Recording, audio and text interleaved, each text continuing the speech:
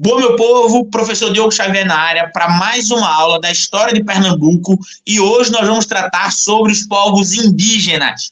Vamos tratar sobre esse conteúdo que sempre cai na sua prova. Então, você que está chegando aqui agora, curta, comenta, compartilha, segue o nosso canal. Estamos querendo chegar agora até outubro em 2.000 inscritos. Então, conto com você, mandar para o seu amigo que está começando a fazer concurso, que está querendo, que está pensando, manda para ele, compartilha naquele grupo de Zap, nosso canal aqui que é muito importante, conteúdo gratuito para vocês, beleza? Então, conto com vocês, tá todo mundo na expectativa desse edital, eu sei, eu também, mas a gente faz o quê? Larga na frente. Começa logo a estudar, porque a gente vai ter mais tempo para se aprofundar no conteúdo. Aqui no canal a gente vai ter esses vídeos, a gente vai ter live, responder questão, tudo isso a gente faz. Fizemos bem bacana para o concurso da Guarda de Olinda, muita gente deu retorno positivo e agora nossa ideia é cada vez mais fazer também para o concurso da Polícia Militar de Pernambuco e da Paraíba, beleza? Então, vou jogar logo aqui na tela, sem muita enrolação, os nossos slides para a gente poder trabalhar o tema dos povos indígenas. Se você quiser ajudar o canal, de graça, você tem que curtir e mandar esse vídeo para muita gente. E se você quiser contribuir, o Pix do canal fica aqui embaixo para você contribuir para cada vez mais a gente melhorar os esquemas do canal. Vamos nessa, vai aparecer aqui na sua tela agora características socioculturais das populações indígenas que habitavam o território do atual estado de Pernambuco antes dos primeiros contatos euro-americanos. Que nome gigantesco é esse? É o que está no seu edital. Quer dizer, o que vai estar, acredito eu que deve se manter. Por quê, minha gente? Porque é desse jeito que a banca cobra de vocês. Então, o que eu quero que você entenda? Quando ele coloca esse nome gigantesco, e caiu desse jeito no edital, tanto 2016 quanto 2018, o que ele está dizendo é, eu quero saber as características dos povos indígenas antes da chegada dos europeus. E dos povos indígenas que habitavam o atual. Por que atual? Porque como Pernambuco, na próxima aula nós vamos estudar isso, como Pernambuco já foi muito maior na capitania de Pernambuco, a gente não pode se confundir. Estamos falando do atual território, beleza? É isso que a prova de vocês cobra. E por que antes da chegada dos europeus? Porque, por muitas vezes, como a nossa história ela é muito baseada nos povos europeus, a gente só estuda os indígenas pelo olhar do europeu. O que a banca quer de vocês é como é que essas populações viviam aqui antes, ok? Vamos lá. Então, características importantes. Olha esse litoral. E olha de cara essa quantidade de cores. O que eu quero que você lembre logo e não esqueça. Existem variados povos indígenas. Poderíamos dizer que inúmeros povos indígenas. Por que eu quero dizer isso? Porque você jamais deve pensar e, pior, marcar questões que falem dos povos indígenas como se fossem uma coisa só. Todos os povos indígenas, todos... Tá errado isso. Por quê, minha gente? Porque quando ele está colocando essa ideia de que todos são uma coisa só, tá errado. Existia uma diversidade, uma variedade dessa vida indígena pré-cabralina, ok? Eram 5 milhões, isso aí, obviamente, é uma população estimada. E falando mais de 1.300 línguas. Imagine isso. Tanto é para a gente pensar, como hoje no Brasil a gente fala uma língua só. Isso é para a gente pensar na formação de um Estado nacional, que se construiu lá no século XVIII para o século XIX, muito lá na frente. Ok? Então, essa dinâmica que a gente está vendo aí, ela é importante para a gente começar a pensar e a conseguir organizar exatamente essa vida indígena, como é que eles se portavam. E uma das coisas centrais é a gente entender que existem diversos povos, é variado, tem muita gente, ok? Isto é fundamental. Outra coisa muito importante é a gente pensar na agricultura de subsistência. Por quê? A agricultura de subsistência é diferente de uma agricultura para o excedente. Então, eles plantavam para consumir. Qual é o principal alimento consumido pelos povos indígenas aqui no Brasil naquele período? Mandioca, a nossa macaxeira. Esse era o principal alimento daquele período, ok? Não esqueça disso. A mandioca era o principal alimento consumido no Brasil naquele período, tá certo? Para quê? Para fazer farinha, para consumir ela, para fazer caldo, para fazer um monte de coisa. Mas o nosso elemento principal aqui, alimento, é mandioca, a nossa macaxeira. Uma religião muito voltada para a natureza, uma organização social que era baseada muito numa divisão de trabalho por gênero e por idade. Então, você vai ter mulheres cuidando mais da coleta e também da agricultura. A agricultura, ela é uma coisa eminentemente feminina, enquanto a caça é algo muito mais voltada para os homens. Isto, obviamente, estamos falando de maneira geral. De maneira geral, era assim que se portavam, nesse momento, os povos indígenas. Mulheres, coleta, homens, caça. Era assim que se organizava, naquele período, essa divisão de trabalho. E os adultos cuidavam da vida em sociedade e as crianças eram cuidadas pela sociedade, ok? Uma coisa importante, voltando aqui rapidinho, uma coisa importante para a gente pensar. Olha esse mapinha aí logo de cara. O que a gente pode entender? Os povos indígenas são povos do litoral. A maior parte dos povos indígenas, ela estava localizada no litoral. E aqui, eu quero que você entenda isso. Por quê? Porque hoje em dia, quando a gente pensa em povos indígenas, a gente pensa logo no sertão ou até na Amazônia.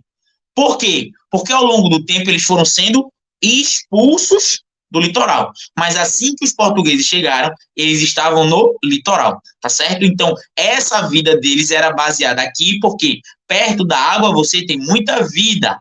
E água, mar, obviamente, uma das coisas que os homens caçavam muito, na verdade, a pesca, eram os peixes. Então, boa parte da alimentação dos povos indígenas era na caça. A capivara, aqui em Pernambuco, tanto é que o Rio Capibaribe se chama Rio das Capivaras, então eles comiam muitas capivaras e também peixes nesse período, tá certo? Então, lembre disso. E olha a quantidade, olha inclusive os nomes que você vai ter, como por exemplo, Potiguar. Quem nasce no Rio Grande do Norte é Potiguar. Por quê? Porque os povos indígenas que habitavam aquela região eram os potiguaras. Tabajara, Caetés, olha o nome de bairros aqui em Pernambuco, tá certo? E aí você vai ter os dois povos, que na verdade são os dois troncos linguísticos. Grave isso agora, que isso é muito importante. Os dois troncos linguísticos, Tupi e Tapuia. Por que eu digo tronco? Porque dos Tupi tem vários povos. Dos Tapuia, outros vários povos. E aqui a gente tem um termo que é muito utilizado pelos portugueses. O Tupi vem de língua geral. O Tapuia vem de diferente. O Tupi, quando os portugueses chegaram aqui, eles foram mais ligados, mais próximos, mais possíveis de fazer acordos. Então, foram os Tupi que fizeram os acordos com os portugueses. Enquanto que os Tapuia foram mais guerreiros. E aqui eu quero que você entenda a visão dos portugueses, que eles olharam para os povos indígenas dessa maneira. Por quê? Em boa medida, os povos indígenas eles são vistos de duas maneiras. Uma é o bom selvagem. O que é isso? É o índio como besta. É o índio como bobo. É o índio como alguém que troca o pau-brasil por miçanga, por espelho. Gente, essa visão é uma visão equivocada. Por quê? Gente, o indígena, ele trocou o pau-brasil, que para ele não valia nada. Pau-brasil não dá fruto, pau-brasil... Enquanto que para o português era caro, beleza, mas para o indígena não era. Enquanto que o indígena ganhou o quê? Espelho? Colar? Não, o indígena ganhou faca, ganhou arma, ganhou machado, ganhou corda, ganhou coisas que eram muito úteis para ele. Eu estou querendo que você entenda isso para você imaginar e pensar que a visão do europeu, ela é uma visão que olha para o indígena como besta, mas o indígena não era besta, ele tinha outra forma de vida. Entenda isso, para você não replicar essa dinâmica e na sua prova você acabar jogando o que a gente chama de senso comum. Quando você joga o senso comum, a prova cobra isso e você erra. Então o indígena, ele não era besta, burro, longe disso. Ele olhava para o português como alguém que tinha algo a lhe oferecer e ele vai fazer a troca, que é o escambo. Entende isso? Porque naquela época o indígena aqui no Brasil, ele não conhecia os metais. Ele não tinha os metais. Ele utilizava a madeira, os elementos que tinham aqui. Está entendendo isso? Isso é importante para você conseguir perceber. Então, a dinâmica que eu estou dizendo é que era visto o indígena de duas maneiras. Ou o bom selvagem, que é o bobo que vive na floresta e que se encanta com o português, ou o selvagem que impede o avanço e a modernização. Então, a gente pode colocar o tupi era visto como esse bom selvagem e o tapuia como diferente. O que vai acontecer com o tapuia? Morte, extermínio. Na verdade, vai acontecer com os dois, mas a guerra, ela em maior medida, é feita com os tapuia. Mais uma coisa importante. A maior mortandade que existe em todos os povos nessa época é muito por conta das doenças. As doenças trazidas pelo homem branco, elas diziam a população. Por quê? Porque os povos indígenas eles não tinham esse contato com as doenças que vieram da região europeia. Ok, minha gente? Então, isso é importante para você lembrar, para você pensar e para você entender como era localizada a dinâmica dessa relação também aí. E aí você vai ter alguns povos indígenas, Tabajara, Caetés, Cariri. Olha como a gente ainda hoje chama de Sertão do Cariri. Está lá naquele período. E uma coisa muito importante, para você jamais esquecer. Se cair na sua prova perguntando, hoje em dia em Pernambuco existem povos indígenas? Pelo amor de Deus, você tem que botar aqui sim. Olha aí um mapinha com povos indígenas em Pernambuco. O primeiro, número 1, que está ali é o Chucuru, que está em Pesqueira.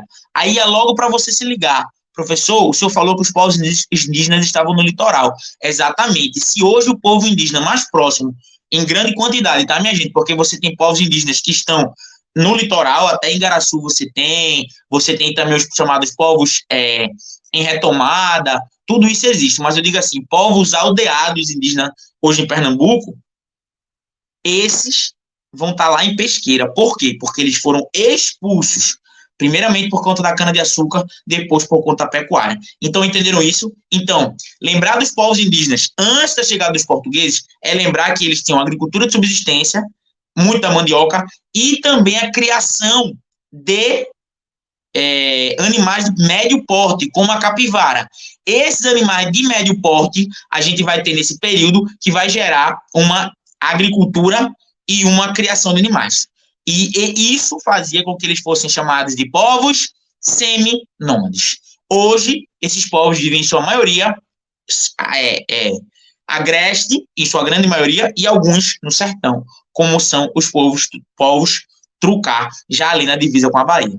Entenderam isso, meu povo? Tranquilo, esse conteúdo está sempre aí na sua prova, ok? Você precisa lembrar disso, porque é um conteúdo riquíssimo para a gente entender. Massa, tranquilo. Vou deixar aqui na descrição o mapa dos povos indígenas em Pernambuco, que eu acho um conteúdo riquíssimo para você se aprofundar nesse conteúdo. Beleza? Então, gente, comente no nosso canal, curta, se quiser ajudar, tem um Pix aqui embaixo. Tamo junto e acreditando na sua aprovação. Beleza? Um forte abraço e saiu o vídeo da live da PMPB só com questões. Se você não olhou ainda, tá no nosso canal, só com questões para a PMPB da IBFC. Em breve também farei uma live com questões aqui para vocês. Tranquilo? Forte abraço, tamo junto.